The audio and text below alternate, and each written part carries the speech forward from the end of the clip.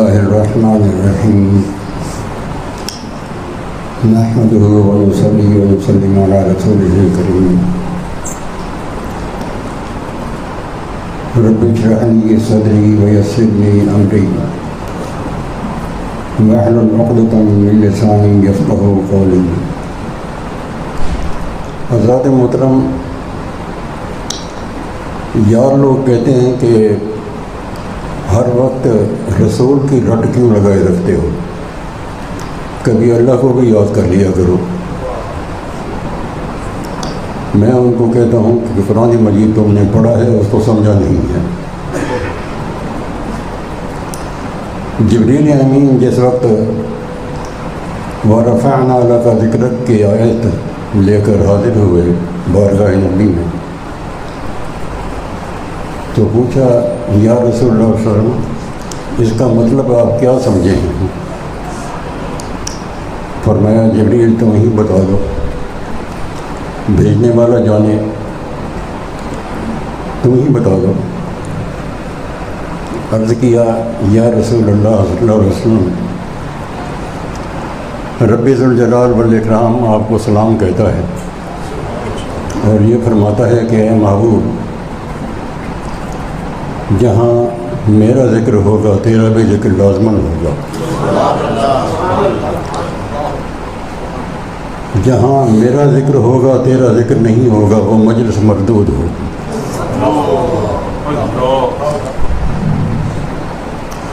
تو ذکر رسول میں ذکر الہی بھی آ جاتا ہے. ذکر الہی میں ضروری نہیں کہ ذکر رسول بھی ہو. ذکر رسول میں جب ذکر الہی آئے گا دونوں مل جائیں گے، اللہ بھی مل جائے گا، رسول بھی مل جائے گا. آپ نے دیکھا نہیں، قرآن مجید نے نبی علیہ الصلوۃ والسلام کو اپنا محبوب کہیں نہیں کہا، لیکن اس کے جو مضامین ہیں حب رسول کی بابت، انسان آپ کو اللہ کا محبوب کہنے پر مجبور ہو جاتا ہے. آپ دیکھیے اللہ تعالیٰ نے قرآن مجید میں 209 مقامات پر اپنی ربوبیت کو اپنے محبوب علیہ الصلوۃ والسلام کی طرف نسبت دی. 209 مقامات پر مدح النبی صلی اللہ علیہ وسلم میں اس میں میں نے ذکر کیا ہے. رب العالمین ہے وہ، تو جہاں صدیق اکبر کا رب ہے وہاں ابو جہل کا بھی رب ہے، جہاں امیہ ابن خلف کا رب ہے بلال حبشی کا بھی رب ہے. رب العالمین جو ہوا اپنے محبوب کا بھی رب ہے. تو بات کیا ہے کہ ہر جگہ ربوں کا ربوں کا ربوں کا فرمایا جا رہا ہے. محبوب تیرا رب، تیرا رب، محبوب تیرا رب. بات کیا ہے سمجھے نہیں. مان لیا کہ رب العالمین ہوں میں، سب میرا دیا کھا رہے ہیں، اپنے محبوب کا بھی رب ہوں، لیکن اے محبوب جو مزہ مجھے تیرے رب ہونے میں ہے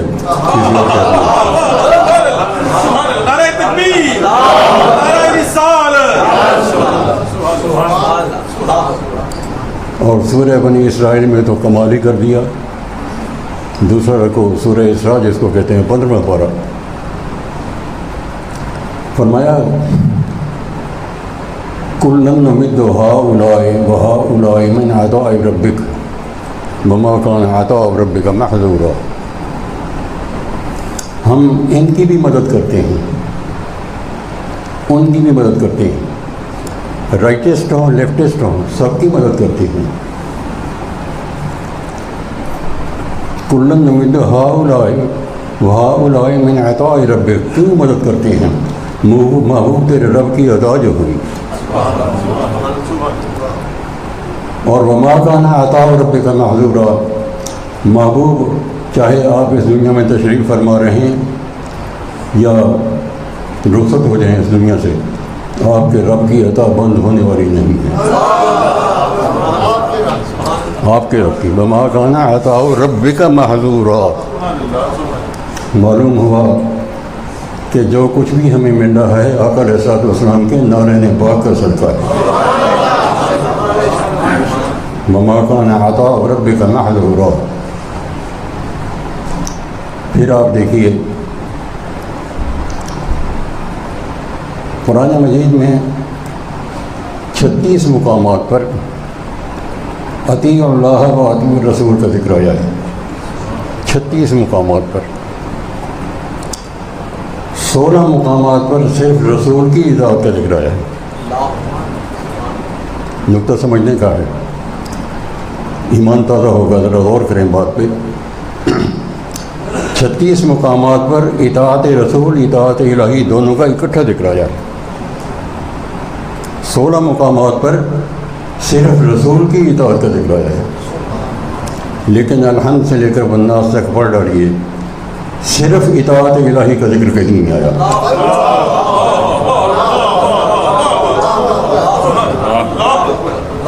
میں تو حیران ہو جاتا ہوں، یہ بات کیا ہے؟ اصل مقصود تو اطاعت الہی ہے، اس کا ذکر کہیں نہیں ہے۔ اطاعت رسول اطاعت الہی دونوں کا اکٹھا ذکر ہے۔ اطاعت رسول کا اکیلا ذکر بھی ہے 16 مقامات پر، لیکن کہیں اطاعت الہی کا کہیں بھی ذکر نہیں ہے۔ دعویٰ ہے میرا۔ اس کی وجہ کیا ہے؟ وجہ اس کی یہی ہے، مثال کے ذریعے میں بات سمجھانے کی کوشش کروں گا۔ مثال کے طور پر میرا تعلق صدر پاکستان سے ہو، کل کو خدا نہ خواستہ کوئی افتاد مجھ پر آ پڑے، تو آپ بتائیے کہ میں صدر پاکستان کے پاس جاؤں گا یا ڈپٹی کمشنر یا کمشنر کے پاس جاؤں گا؟ صدر پاکستان کے پاس جاؤں گا۔ اطاعت الہی کا اکیلا ذکر کہیں نہیں، اس لیے نہیں ہوا کہ لوگ یہ سمجھ نہ بیٹھیں کہ بڑے کا دامن پکڑ لیا ہے، اب چھوٹے کی کیا ضرورت ہے۔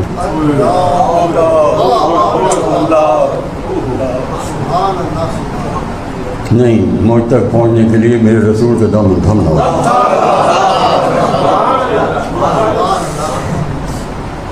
تھامنا ہوگا، اس تھامے بغیر میں نہیں ملوں گا، نہ میرا محبوب ملے گا نہ میں ملوں گا۔ یہ ساری بات ہے، اطاعت الہی کا علیحدہ ذکر نہ ہونے کی وجہ یہی ہے۔ پھر آپ دیکھیے محبوب رب العالمین کی شان کیا ہے۔ عیینہ بن حصن فزاری کافر تھا، قبیلہ بنو فزارہ کا سردار تھا، بارگاہ نبی میں وفد لے کر حاضر ہوا کہ حضرت ہماری ایک التجا ہے، اگر آپ اس کو پذیرائی بخش دیں، قبول فرما لیں، تو میں اور میرا سارا قبیلہ حلقہ بگوش اسلام ہو جائے گا۔ یہ قبیلہ بنو فزارہ قبیلہ بنو قریش کی بات تعداد کے لحاظ سے سب سے بڑا قبیلہ تھا ملک عرب کا۔ وہ کیا ہے، التجا کیا ہے، وہ فرمائش کیا ہے کہ یہ جو آپ کی مجلس میں گودری پوچھ آ کے بیٹھتے ہیں نا، جن کو اصحاب صفہ کہتے ہیں، جن کے جسموں سے بسان آتی ہے، منہ سے بھوک کی وجہ سے جھاگ نکلتی ہے، ان کو اپنی مجلس سے اٹھا دیں۔ ہم ملک عرب کے وڈیرے ہیں، ان کے ساتھ شانہ بشانہ مل کر بیٹھنا ہماری توہین ہے۔ ان کو اٹھا دیں تو ہم اسلام قبول کرنے کے لیے تیار ہیں۔ آقا علیہ الصلوۃ والسلام خاموش، وحی کے انتظار میں ہیں۔ رب کیا فرماتا ہے؟ جبریل امین وحی لے کے آئے، وَلَا تَطْرُدِ سورۃ الانعام وَلَا تَطْرُدِ الَّذِينَ يَدْعُونَ رَبَّهُمْ بِالْغَدَاةِ وَالْعَشِيِّ يُرِيدُونَ وَجْهَهُ۔ اے محبوب، آپ اپنی مجلس کے ان لوگوں کو اٹھا دیں گے جو آپ کو دیکھ کر جیتے ہیں۔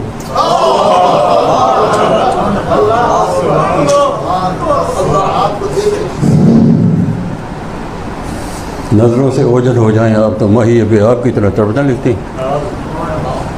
ان کو کہہ دیجئے، اسلام دیکھا مزاج بتا رہا ہے اپنا، ان کو کہہ دیجئے کہ اسلام قبول کریں یا نہ کریں، لیکن یہ لوگ بیٹھیں گے اور ان کے ساتھ بیٹھنا ہوگا تمہیں۔ اسلام نے اپنا مزاج بتا دیا، ہمیں تمہارے اسلام کی ایسے اسلام کی ضرورت ہی نہیں ہے کہ جس میں غریب اور امیر کے درمیان فرق ہو۔ اور پھر دیکھیے یہ اصحاب صفا جن کے بارے میں ان لوگوں نے فرمائش کی تھی کہ ان کو اٹھا دیں، ان کا مرتبہ کیا بیان فرمایا۔ اصول یہ ہے کہ آنے والا شخص حاضرین کو سلام کہتا ہے، یہاں اصول توڑ دیا رب تعالیٰ نے۔ محبوب آپ ان کو سلام کرنے میں پہل کیا کریں۔ وَإِذَا جَاءَكَ الَّذِينَ يُؤْمِنُونَ بِآيَاتِنَا فَقُلْ سَلَامٌ عَلَيْكُمْ كَتَبَ رَبُّكُمْ عَلَىٰ نَفْسِهِ الرَّحْمَةَ۔ محبوب انہی کی وجہ سے کہ آپ کی امت پر اور تمام جہانوں پر ہم مہربان ہیں، رحمت بھیجتے ہیں۔ یہ اسلام کا مزاج۔ اچھا ایک بات آپ سے پوچھتا ہوں، یہ آیت وَلَا تَطْرُدِ الَّذِينَ سورۃ الانعام کی جو میں نے بیان کی، یہ نماز کی فرضیت سے پہلے کی جماعت، نماز ابھی فرض نہیں ہوئی تھی، اس وقت اس کا نزول ہوا ہے۔ نماز فرض ہوئی نہیں ہے، اور رب فرما رہا ہے کہ رات دن یہ رب کی عبادت کرتے رہتے ہیں۔ یدعون ربهم بالغداة والعشی یریدون وجہہ، رب کی رضا کی خاطر اس کی عبادت کرتے رہتے ہیں۔ عبادت کا ہے کہ نماز تو فرض ہی نہیں ہوئی، بات کیا ہے؟ محبوب تیرے چہرے کا تکنا بھی تو عبادت ہے۔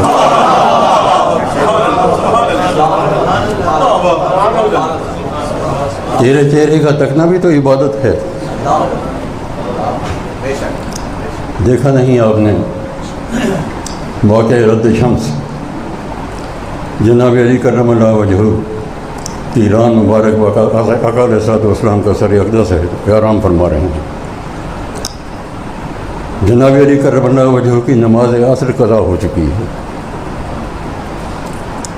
آنسو ٹپکا، آقا علیہ الصلوۃ والسلام کے رخسار پر بہا، اٹھ بیٹھے، علی بات کیا ہے؟ حضور سورج ڈوبا جا رہا ہے، نماز قضا ہو گئی ہے۔ آقا علیہ الصلوۃ والسلام اٹھ بیٹھے، بارگاہ نبی میں عرض کیا، اللہم ان علی کان فی طاعتک و فی طاعت رسولک فردد علیہ الشمس۔ اے اللہ، علی تیری اور تیرے رسول کی اطاعت میں تھا، نماز قضا ہوئی جا رہی ہے اور اطاعت فرما رہے ہیں اس کو۔ ان علی کان فی طاعتک و فی طاعت رسولک، مہربانی فرما سورج کو لوٹا دے۔ نماز پڑھوا دی کہ نہیں وقت پہ؟ نبی علیہ الصلوۃ والسلام کے آرام کا خیال رکھا، عبادت میں لکھا گیا۔ اور پھر آپ دیکھیں فتح مکہ جس وقت ہوا ہے، آقا علیہ الصلوۃ والسلام نے جناب بلال حبشی کو حکم دیا، خانہ کعبہ کی چھت پہ چڑھ جاؤ، اذان کہہ دو۔ چھت پہ چڑھ گئے، اب دیکھ رہے ہیں، پوچھا یا رسول اللہ صلی اللہ علیہ وسلم، بدر و حنین میں مسجد نبی میں اذانیں دی ہیں میں نے، رخ کعبہ کی طرف تھا، اب تو آپ نے اوپر چڑھا دیا تو رخ کس طرف کروں؟ فرمایا میری طرف کر لو۔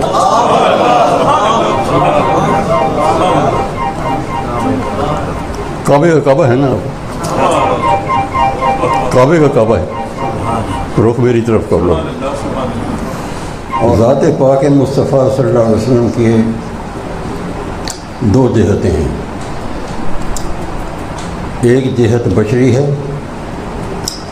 اور دوسری جہت نورانی ہے۔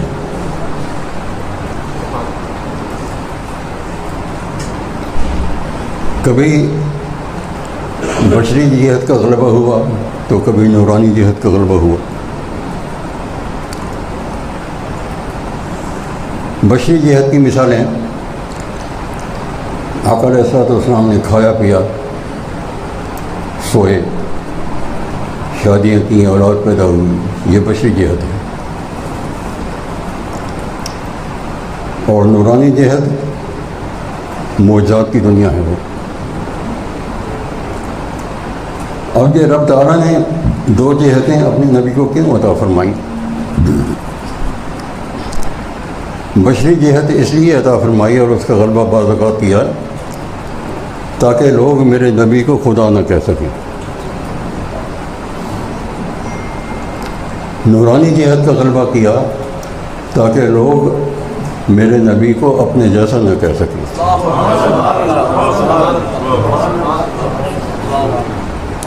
اور یقین جانیے کہ جس طرح کہ نبی کو اللہ کی ذات اور صفات میں ملانا کفر ہے، اسی طرح اپنے جیسا کہنا بھی کفر ہے.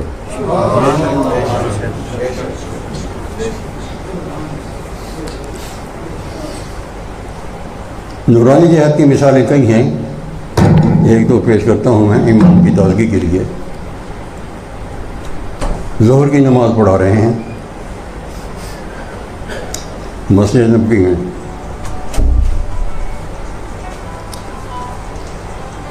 نماز پڑھنے کے بعد ایک شخص کو بلایا، 13ویں صف میں کھڑا تھا وہ. بلایا، فرمایا تمہاری نماز نہیں ہوئی، لوٹاؤ.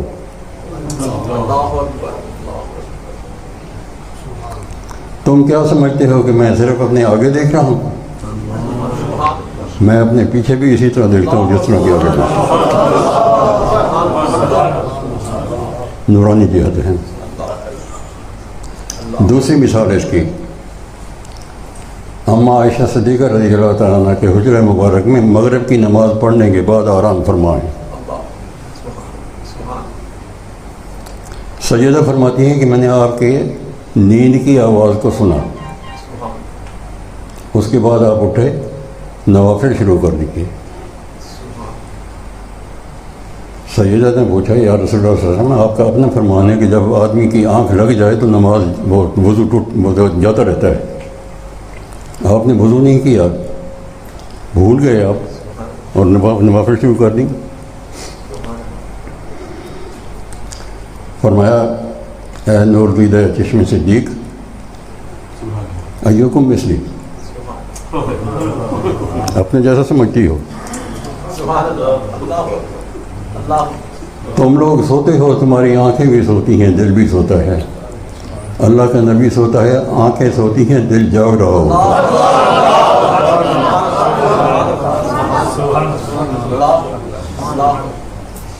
یہ نورانیت کی مثال ہے. ایکم مثلی، ایکم مثلی.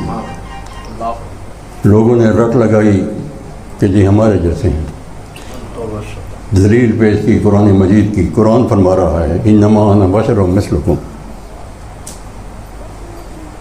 لیکن حقیقت پر غور نہیں کیا. آقا علیہ الصلوۃ والسلام فرماتے ہیں کہ میری حقیقت میرے رب کے سوا کسی نے جانی ہی نہیں.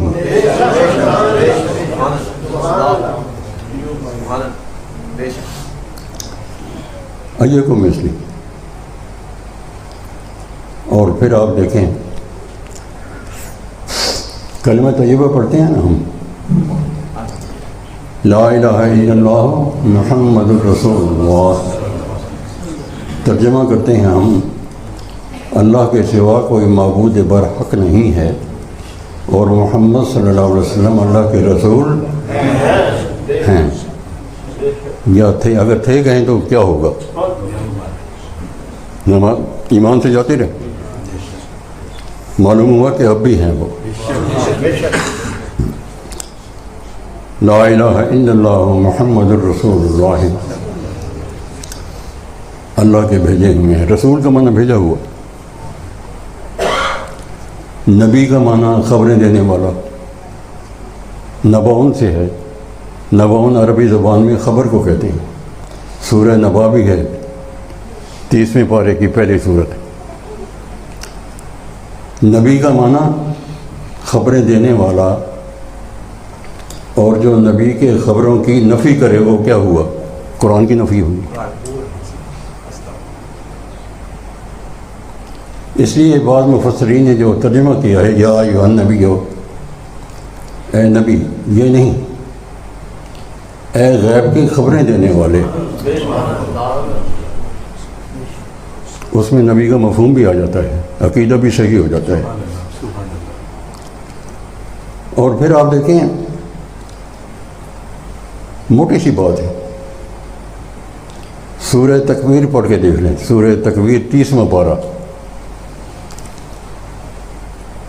رب ذوالجلال والاکرام اپنے محبوب علیہ الصلوۃ والسلام کی بابت فرما رہا ہے، وما هو علی الغیب بضنین، میرا نبی بخیل نہیں ہے غیب کی خبریں دینے میں۔ تو جب معلوم ہے تو بخیل نہیں ہے نا۔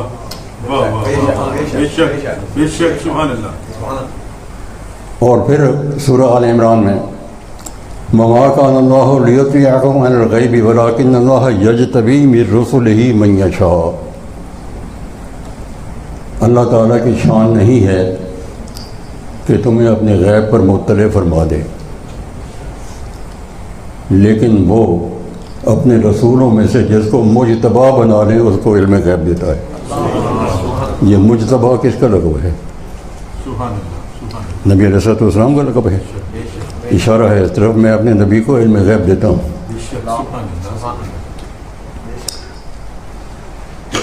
اور سورہ جن میں بھی یہی بات کہی،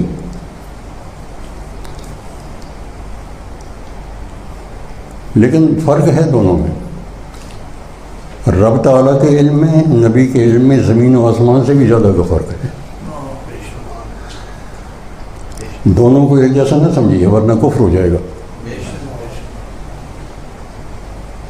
وہ فرق کیا ہے؟ رب تعالیٰ کا علم ذاتی ہے، نبی کا علم وہبی ہے، عطا شدہ ہے۔ رب تعالیٰ کا علم قدیم ہے، نبی علیہ الصلوۃ والسلام کا علم حادث ہے، آفٹر کریٹڈ ہے۔ اور پھر رب تعالیٰ کے علم کو نبی علیہ الصلوۃ والسلام کے ساتھ at بھی نسبت نہیں ہے جتنے کہ سمندر کے ایک قطرے کو پورے سمندر کے ساتھ نسبت ہوتی ہے۔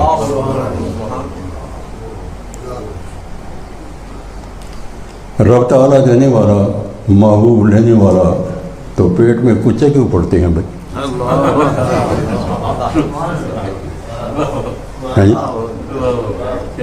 موتی ہے وہ، اللہ یوتی وانما انا قاسم، وہ عطا کرنے والا ہے، میں تقسیم کرنے والا ہوں۔ قاسم ہیں آپ۔ اللہ کے جو عطیات کمالات آپ کو عطا ہوئے ہیں آپ کے ذاتی نہیں ہیں، ادھر سے آ رہے ہیں، ان کو تقسیم فرما رہے ہیں امتوں میں، اپنی امت میں۔ پھر ایک اور بات بڑی عجیب و غریب ہے۔ دیکھیے دنیا کا اصول ہے، ایک ہوتا ہے محبوب، ایک ہوتا ہے محب۔ محبوب جس سے محبت کی جائے اور محب محبت کرنے والا۔ اصول یہ ہے دنیا کا کہ محبوب کا نام پہلے لاتے ہیں،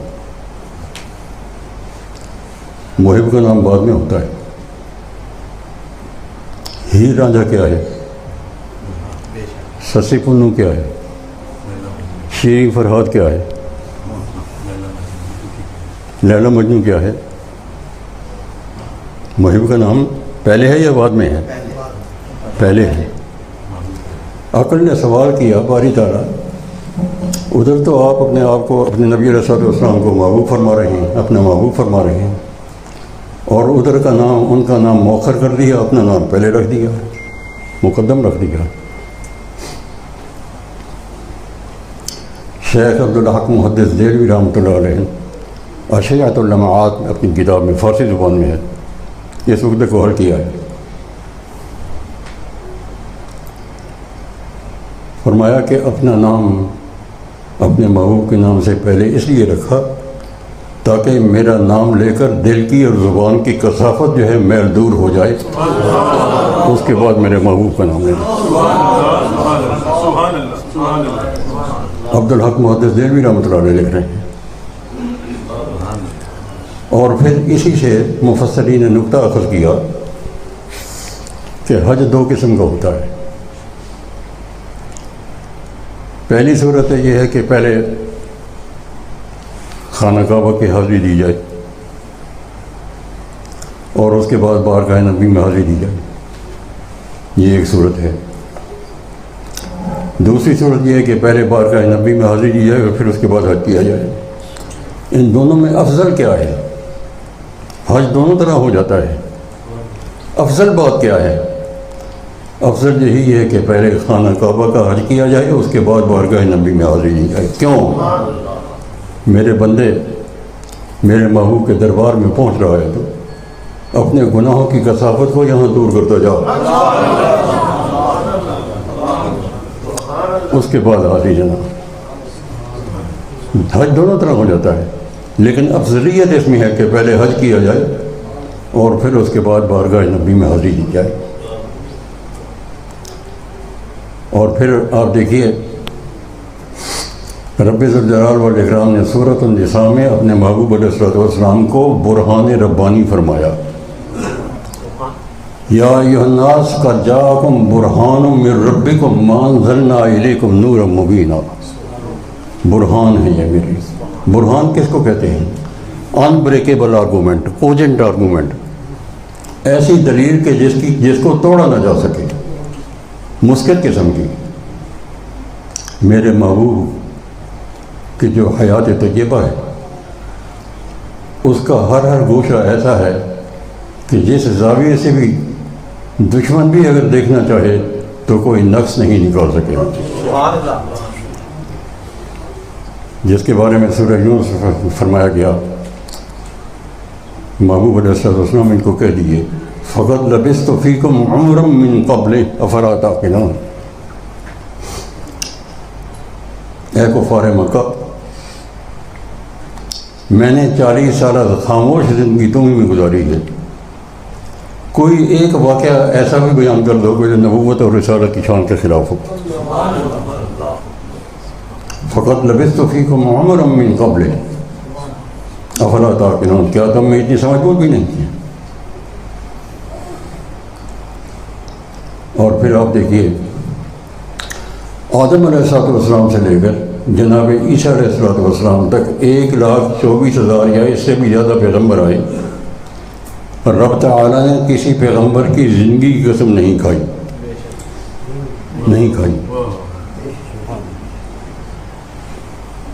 محبوب کا مقام وہ ہے، فرمایا جا رہا ہے لعمرک انہم لفی سکرتہم یعمہون، محبوب تیری حیاتی کی قسم ہے، لعمرک تیری حیاتی کی قسم ہے، یہ بیچارے کیا جانے تیرے مقام کو، بہتے پھرتے ہیں یہ گمراہی کی ہے۔ اور پھر اب میں کیا بیان کروں، زندگی بیت جائے حق ادا نہیں ہوگا۔ سورۃ الانعام میں ایک مقام پر فرمایا قد نعلم انه ليحزنك الذي يقولون فانهم لا يكذبونك ولكن الظالمين بآيات الله يجحدون۔ محبوب آپ گرفتہ دل کیوں ہوتے ہیں، پریشان کیوں ہوتے ہیں؟ یہ آپ کو تو نہیں جھٹلاتے، یہ تو ہماری آیتوں کو جھٹلاتے ہیں۔ تسلی و تشفی دی جا رہی، ڈھال بن گیا رب تعالیٰ درمیان میں۔ نبی رسول السلام کا دل کتنا بڑا ہوگا، میرا اللہ میری کتنی پذیرائی بخشتا ہے مجھے، کتنا اعزاز بخشتا ہے مجھے۔ قد نعلم، ہمیں یقیناً معلوم ہے، انہ لیحزنک الذی یقولون، یہ لوگ جو آپ کے بارے میں باتیں کرتے ہیں، مختلف قسم کے الزامات لگاتے ہیں آپ پر، آپ کو دکھ ہوتا ہے۔ فإنہم لا یکذبونک، حقیقت تو یہ ہے آپ کو تو نہیں جھٹلاتے، آپ کو تو صادق اور امین کہتے ہیں، ولیکن الظالمین بآیات اللہ یجحدون، ہماری آیات کو جھٹلا رہے ہیں، ہماری آیات کو جھٹلا رہے ہیں۔ نبی علیہ السلام کا مقام، شان رسالت اور پھر اس کی حقیقت، فرمایا کہ صدیق بھی نہیں جانتا، میرا رب ہی جانتا ہے۔ لم یعرف حقیقتی غیر ربی، میری حقیقت کو میرے رب کے سوا کسی نے جانا ہی نہیں ہے۔ تحویل قبلہ کو واقع دیکھیے، مسجد قبلتین کی زیارت کی ہوگی عمرہ کرنے والوں نے، حاجی صاحبان نے۔ نماز ظہر کا وقت قبیلہ بنو سلیم میں نماز ادا فرما رہے ہیں، نگاہ آپ کی اٹھ جاتی ہے آسمان کی طرف کہ کاش کے قبلہ بدل دیا جائے اور ہمارا رخ جو ہے اس کعبہ کی طرف ہو جائے جس کی تعمیر میرے دادا جان نے کی تھی۔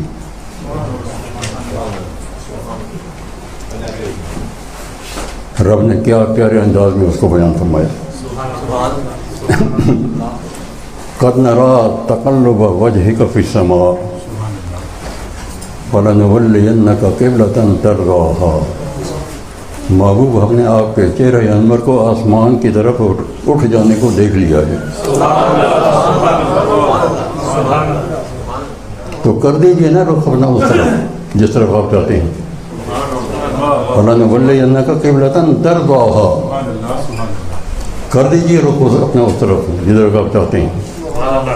اب دیکھیے آقا علیہ الصلوۃ والسلام مثال کے طور پر بیت المقدس کی طرف رخ ہے، اس طرف خانہ کعبہ اپوزٹ سائڈ میں ہے، اس طرف کو صف چیر کر جب آئے ہوں گے، بھائی کعبہ سے بیت المقدس سے رخ ہٹ گیا کہ نہیں؟ لیکن نماز نہیں توڑی، صحابہ کا رخ بھی اسی طرح پڑتا رہا، جس طرح نبی علیہ الصلوۃ والسلام کا رخ گیا صحابہ کا رخ بھی اسی طرح ہوتا رہا، اور یہ نہیں فرمایا کہ نماز ٹوٹ گئی، اس لیے کہ کعبے کا کعبہ ہے۔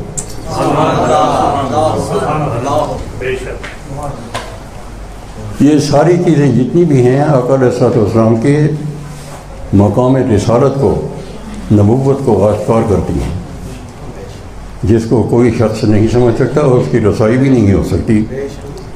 اور پھر آپ دیکھیں مدح النبی صلی اللہ علیہ وسلم، اور پھر پورا قرآنک انسائکلوپیڈیا، اس کی ایک مابحل امتیاز خصوصیت یہ بھی ہے رب کی توفیق کے ساتھ۔ میں کچھ نہیں ہوں، میں ناممکن ماندان ہوں، خطا کار انسان ہوں، نالائق ہوں، لیکن میں حیران ہوتا ہوں باری تعالیٰ یہ کام میں نے کیا، خدا کی قسم حیران ہوتا ہوں، آنکھیں اشوار ہو جاتی ہیں۔ ہاتف غیبی آواز دیتا ہے، ٹھیک ہے تو نے نہیں کیا، ہم نے کرایا ہے۔ شان رسالت کو اجاگر کرنے کی ہر جگہ پر کوشش کی ہے، جہاں جہاں ان پلید لوگوں نے، دشمنان اسلام نے میرے نبی صلی اللہ علیہ وسلم کی شان اقدس میں گستاخی کی ہیں، قرآن پاک پر کیچڑ اچھاڑا ہے، ان کی ان باتوں کا تجزیہ کیا ہے اور اس کا منہ توڑ جواب دیا ہے ساتھ ساتھ۔